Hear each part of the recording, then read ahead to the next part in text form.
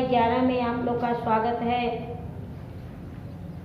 आज हम कबीरदास द्वारा रचित साखी का छठवां, सातवां, आठवां दोहा जो है अध्ययन करेंगे।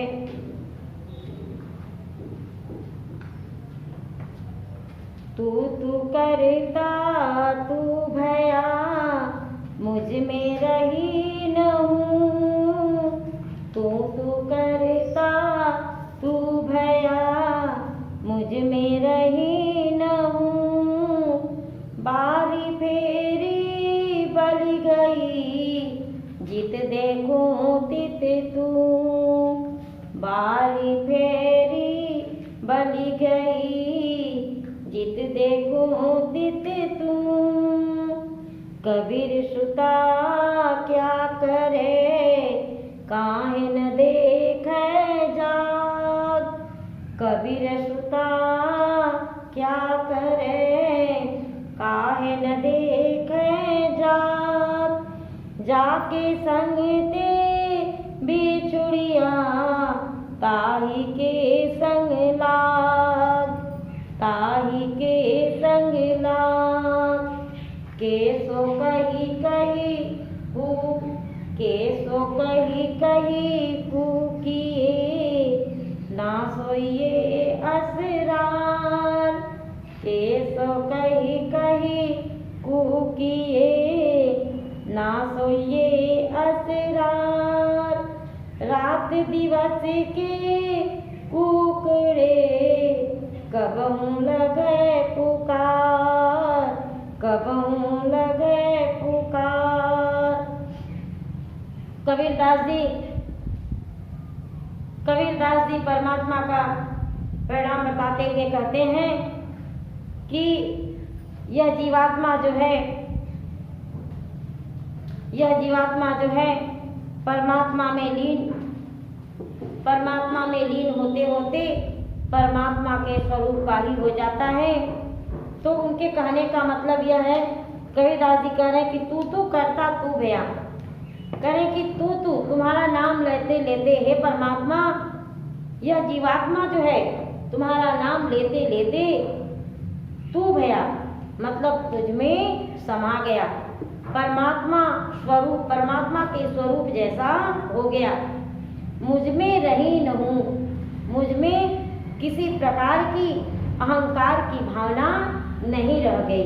परमात्मा का नाम लेते लेते मैं परमात्मा में विलीन हो गया। मुझ में जो है अहंकार की भावना नहीं रह गई। अहंकार की भावना समाप्त हो गई। बारी फेरी बलि गई। हे परमात्मा, मैं आपके ऊपर बलिहारी हो गया। आपके ऊपर मैं अपने आप को न्यौछावर कर दिया। मतलब अर्थात जो है जन्म और मरण का बंधन जो है समाप्त हो जाता है। जन्म और मृत्यु का बंधन समाप्त हो गया। जित देखूं तित तू। हे परमात्मा, यह जीवात्मा जो है मैं जिधर देखता हूँ उधर तू ही तू दिखाई देता है। उधर मुझे परमात्मा के ही दर्शन होते हैं। कबीर सुता क्या करे काहे न देखे जाए। कबीरदास जी कह रहे हैं कि सुता क्या करे काहे न देखे जाए। सोया हुआ तू क्या कर रहा है। हे जीवात्मा, तू सोया हुआ क्या कर रहा है काहे न देखे जाग। जागरूक होकर क्यों नहीं देखता है। जाके संग ते बिछुड़िया, जिस परमात्मा से तुम्हारा विछड़न हो गया था, जिस परमात्मा से तू बिछड़ गया था, ताही के संग लाग, उसी के संग लग जा। अज्ञानता के कारण ही परमात्मा से बिछड़ गया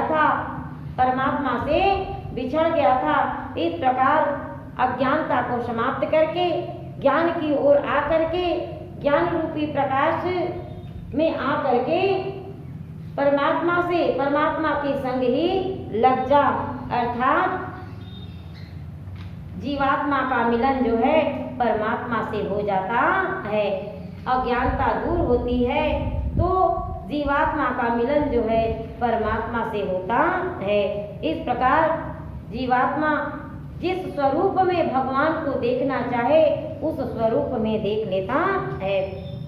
केसो कहीं कहीं कूकिए, कबीरदास जी कह रहे हैं कि भगवान का नाम ले लेकर कूकिए, पुकारिए, भगवान का नाम ले लेकर पुकारिए, ना सोइए असरार, आलस्य में पड़कर ना सोइए, आलस्य में न पड़िए, रात दिवस के पुकड़े कबहू लगे पुकार।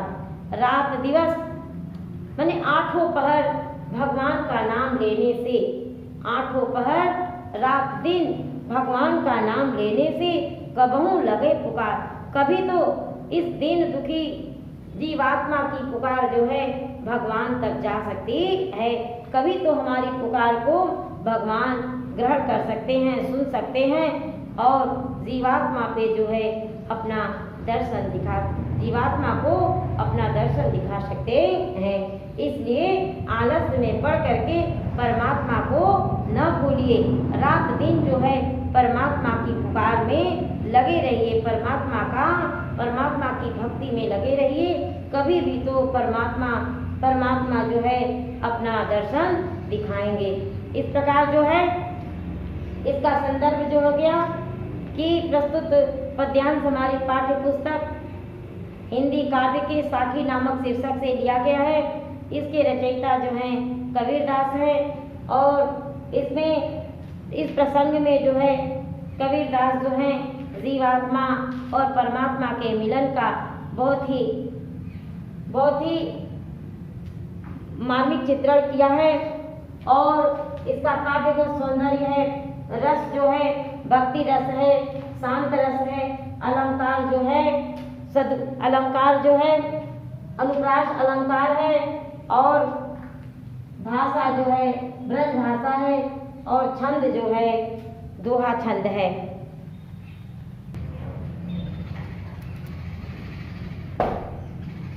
अब जो है 9वां और 10वां दोहा का अध्ययन हम करेंगे। लंबा मार्ग दूरी घर, बिकट पंथ बहुमार, कहो संतो क्यों पाइए दुर्लभ हरि दीदार। लंबा मार्ग दूरी घर, बिकट पंथ बहुमार, कहो संतो क्यों पाइए दुर्लभ हरि दीदार। यह तन जारो मसी करो, लिखो राम का नाम। यह तन जारो मसी करो, लिखो राम का नाम। लेखड़ी करो कलंक की, लिख लिख राम पठाओ, लिख लिख राम पठाओ। कबीरदास जी कहते हैं कि परमात्मा के मार्ग प्राप्ति का मार्ग जो है बहुत ही कठिन है। परमात्मा को प्राप्त करने के लिए बहुत ही कठिन साधना करनी पड़ती है। लंबा मार्ग दूरी घर, परमात्मा को प्राप्त करने के लिए साधना का जो मार्ग है वह बहुत ही लंबा है। दूरी घर और परमात्मा का घर भी बहुत दूर है। विकट पंथ बहुमान, परमात्मा के प्राप्ति के मार्ग में बहुत से लुटेरे, बहुत से सांसारिक मोह माया घेर लेते हैं। कहो संतों क्यों पाइए, हे सज्जनों बताइए क्यों पाइए, कैसे पाया जा सकता है भगवान की प्राप्ति का मार्ग, मतलब भगवान को कैसे पाया जा सकता है। दुर्लभ हरि दीदार, भगवान का दर्शन तो बहुत ही दुर्लभ है। दीदार मतलब दर्शन, भगवान का दर्शन करना तो बहुत ही कठिन है। भगवान की प्राप्ति का मार्ग बहुत कठिन है। भगवान को प्राप्त करने के लिए बहुत ही कठिन साधना करनी पड़ती है। यह तन जारो मस करो, कबीरदास जी कह रहे हैं, कबीरदास के जीवात्मा की आवाज़ है। कबीरदास के जीवात्मा विरहणी जीवात्मा जो है कहती है कि तन जारो मस करो, कबीरदास की जीवात्मा की आवाज़ है। कबीरदास जी कह रहे हैं, कबीरदास की बिरहड़ी जीवात्मा जो है, यह तन जारो मसी करे, मैं अपने शरीर को जला करके मसी करूं, स्याही बनाऊंगी और लेखड़ी करूं करंक की, और अपने करंक की हड्डियों की लेखनी बनाऊंगी। हड्डियों की लेखनी बना करके स्याही से राम नाम लिख करके, राम का नाम लिख करके राम पठाऊं, राम के पास भेजूंगी। अर्थात कहने का मतलब यह है कबीरदास कि यह बिरहड़ी जीवात्मा जो है, राम से, परमात्मा से इतना लगाव है कि अपने शरीर और हड्डियों का कोई जो है परमात्मा के बिना, परमात्मा के अलावा शरीर जो है वह शरीर और हड्डी जो है तुच्छ है। परमात्मा ही हमारे लिए सब कुछ है। परमात्मा को प्राप्त करने के लिए यहाँ तक कि मैं अपने शरीर को जला करके स्याही बना दूंगी और हड्डियों की लेखनी बना दूंगी। हड्डियों की लेखनी बना करके स्याही से भगवान राम का नाम लिखकर भगवान राम के पास भेजूंगी। इस प्रकार जो है बार बार जो है भगवान का दर्शन करने के लिए या भगवान की प्राप्ति करने के लिए शरीर को तपा करके भगवान में ही विलीन हो जाना चाहती है। भगवान, यह जीवात्मा जो है परमात्मा से दर्शन करना चाहती है। यह जीवात्मा जो है मरने के बाद ही परमात्मा में विलीन हो जाती है। इस प्रकार जो है साखी का 10 दोहा जो है समाप्त हुआ। रस जो है इसमें रस जो है शांत रस है, और अलंकार जो है अनुप्रास अलंकार है, गुण है प्रसाद गुण है, छंद जो है दोहा छंद है, और भाषा जो है कबीरदास का सभी लोग जानते हैं सदुक्कड़ी भाषा है, पंचमेल खिचड़ी। इस साखी दोहा में जो भी न समझ में आया हो कमेंट बॉक्स में डाल दीजिएगा। धन्यवाद।